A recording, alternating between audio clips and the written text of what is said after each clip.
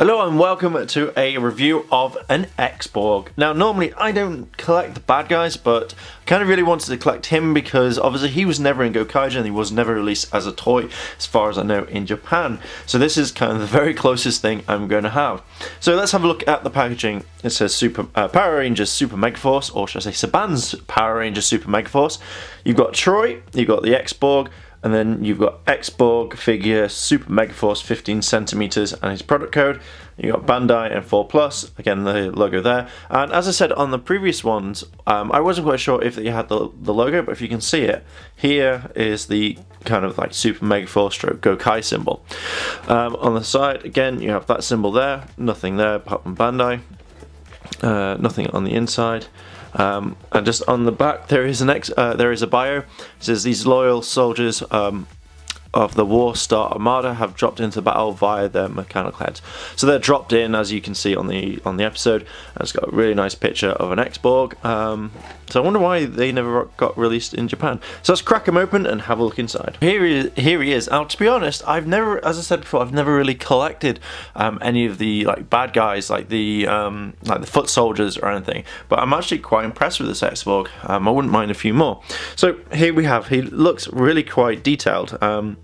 More detailed than the rest of the other figures I've seen, because it looks kind of dirty. So obviously we're going to start with his chest here. So if we bring it kind of closer in a little bit, you can tell that here it's like kind of dirty. It's kind of like, it looks like it's been sprayed on, but it kind of really suits well. It also kind of looks like he's been left in the garden for some time. So you can see that he's quite articulate by just moving that there, up and down. And again, I think the hand turns. Nope, the hands don't turn. Oh, yes they do.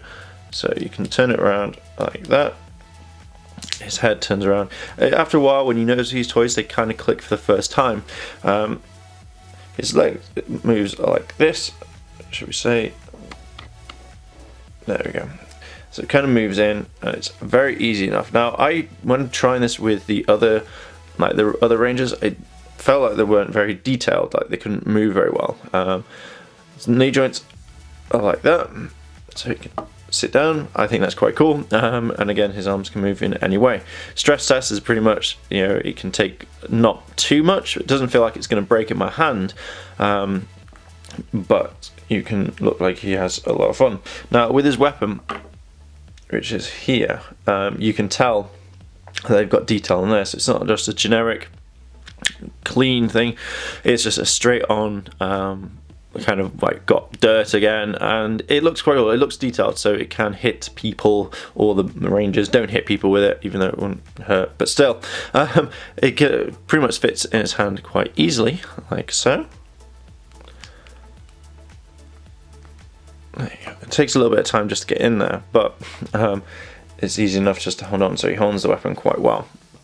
Again, like I say, the detail on his helmet, if you can see, if I just adjust there, again, you've got his like kind of eyes, his mouth, and again, the detail they put in like the kind of dirt goes like really, really well. Even when we look at the back of the figure, they've not just left it blank.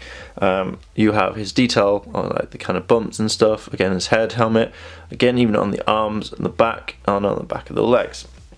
This to me is a really cool figure because, as I said, I don't normally collect these sorts of things, but I'm glad I do. If I find some more, I'll probably pick them up. Not too many though. One thing is I've noticed, it says here right and left, and again it looks really dirty, and I like this kind of effect. It does feel like I just really want to clean it up, but I know that it's actually part of the model. Even on his feet, you've got the indents on his boots, so this really makes for a good kind of figure, to be honest. Definitely worth picking up, definitely adding to a collection. And if you collected the Gokaiger range, even if you don't like Super Megaforce, even to have these with the Figarts, this would look quite interesting and definitely worth the purchase. My final thoughts on this figure is that he looks amazing. We don't have the turntable because it kind of broke, so I'm going to have to do this like that. He is a very cool, unique figure. I really like the way they've designed him. I like the fact that they're kind of bringing out multiple figures now from the bad guy range, so it's not just all loads of Rangers. I know this guy's really hard to pick up at the moment, but if you do see one, I would recommend definitely getting him because he's just a really cool figure. Expect to see him in a lot more kind of Power Ranger toy videos as a bad guy, because I've got some cool things planned for him. So tell me guys, are you collecting any of the Super Megaforce toy range? If so, what is your favourite Ranger or villain that you've got so far? Let me know down below in the comments. If you've liked this video, like, favourite, comment and subscribe. I'm going to stand them up again.